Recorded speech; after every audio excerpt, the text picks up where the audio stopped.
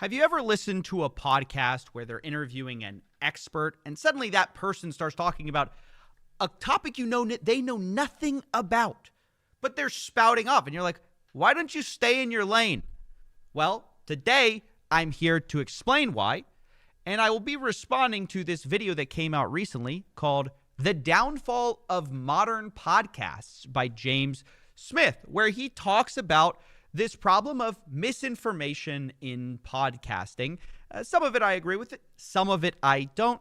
We'll talk about it, but here's his main thesis. The problem starts becoming apparent when you start looking at guests. In the beginning, you want fantastic guests who can arrive and change people's lives and give people so much information and get massive amounts of views and grow your channel to 5 million subscribers. But you will exhaust the amount of great guests very soon. And you can get those guests back on, or what we're starting to see is you bring on guests not who are known for being factually correct or objective, but that you know will cause controversy, cause a rift between the followers, cause massive amounts of engagement, cause people to be so outraged that they go and watch the podcast just to see what's factually incorrect in it, and of course, get huge amounts of views. You're leaving.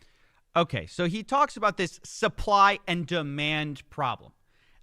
There's lots of podcasts now. Everyone has a podcast, and they're all fighting over the same limited number of guests. There's only so many great guests out there who are good speakers, they're experts in their field, and they want to go on a podcast in the first place, right? And everyone's competing over that limited resource, and so eventually people start to go away from the objective, factual guests and towards the less objective, sensationalist guests.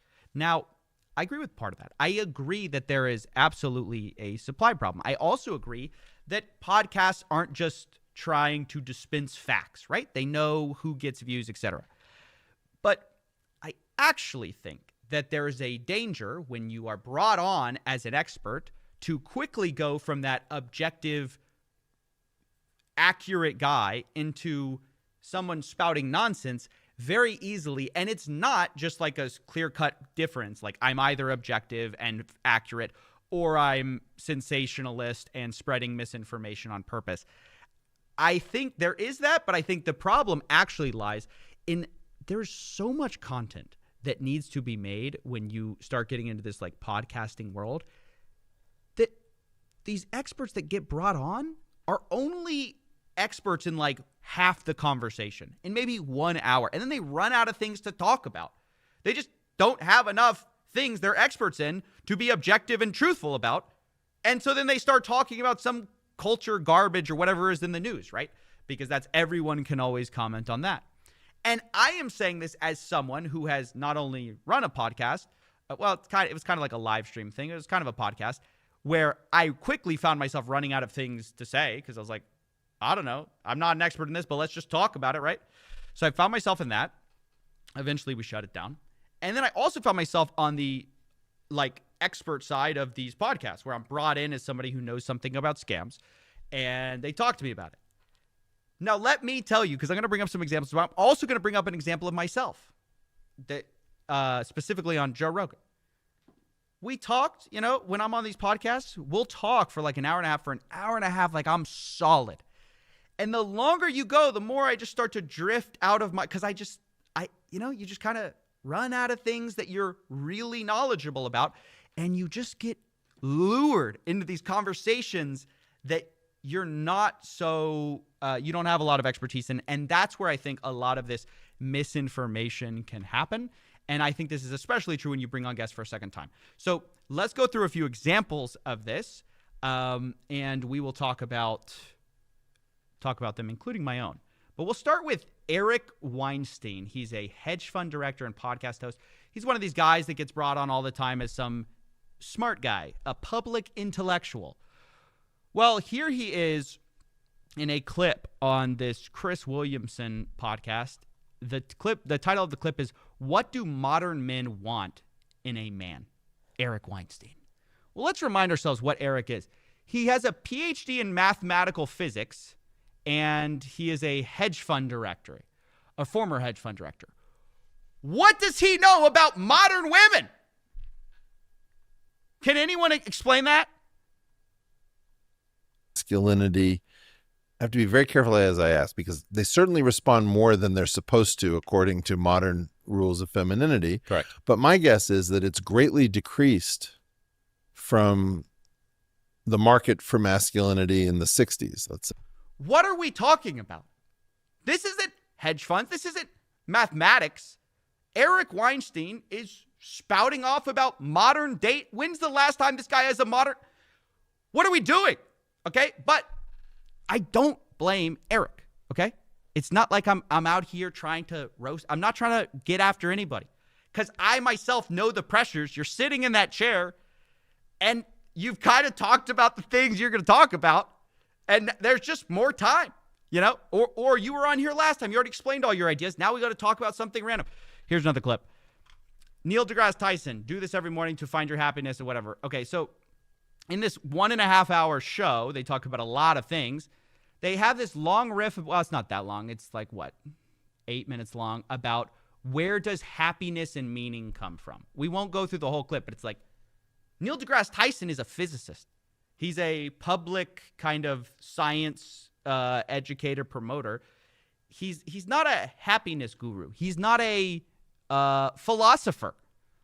Nonetheless, he's asked about this. Now, okay, am I saying that experts should only talk about things in their area of core competency? No. But it can be very confusing when in a podcast you are just seamlessly going in and out of these topics, right? So you're watching a clip and there's nowhere it signals to the audience like, hey, this is something he knows a lot about, versus he has no idea about this. He's just kind of giving a hot take. And you're just kind of rolling through. It's a whole roller coaster. Now, let's talk about me. Talk about your old pal. I have faced this myself, and I've actually stopped going on so many podcasts because I've noticed this was happening. So it's just something you have to be mindful of that happens on podcasts. In this case, I'm going to show you a case where I managed to dodge the bullet a little bit, but bear in mind, I'm sure there are instances where I didn't, okay? But this is just what I thought of when I was thinking about this. This is the Joe Rogan Experience. Here we go. By the way, it's context. We've been talking about scams for most of this episode. And then we were just sort of like, after this, we had run out of the main like things we were going to talk about. So we're just kind of riffing. We're just talking, whatever. It's like two dudes in a bar. And respectable and, to that person and refer to them in the gender that they want is nice. It's a good thing to do. But why is that problem something that gets you banned for life? But you can call someone a cunt, and that's fine. I have no idea. See, this is why I stay in my lane of scams, because I'm just like, it's impossible. Yeah, you have to stay It's in a lane. impossible to, and ultimately, like, one of the things I realized, so I consider myself. Woo! Dodge that. But sorry, I didn't want to show you guys the full clip. It's kind of longer. But I basically get to ask this question about, like, dead naming people on Twitter. Bro, what do I know? Nothing. I know nothing about that. But I'm asked about it, and everything else I've been an expert in.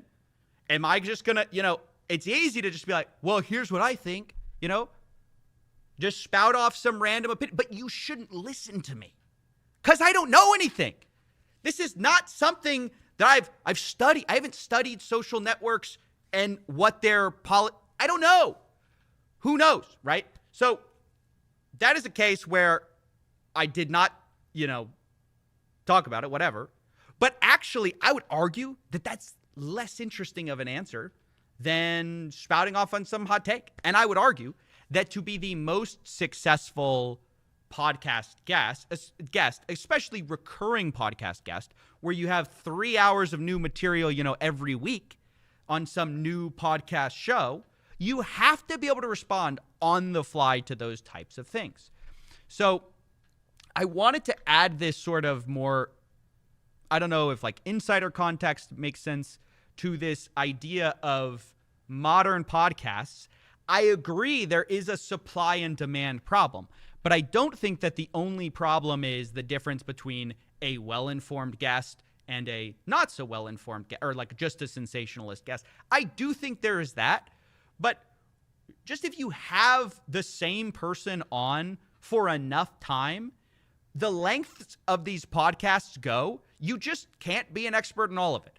And it's not like some crime of the century. This is not like, oh, podcasts are, I think the title of the video was The Downfall of Modern Podcasts. I don't know if it's like going to ruin anything. I think people like when people riff, but I do think it causes some problems with misinformation, because enough time goes by and you're going to hear Eric Weinstein's opinions on modern women. Anyways, that's basically it. I just thought that video was pretty interesting. I'll link it below, The Downfall of Modern Podcasts. I wanted to respond to that particular part. He makes a few other interesting arguments, and yeah, that's basically it.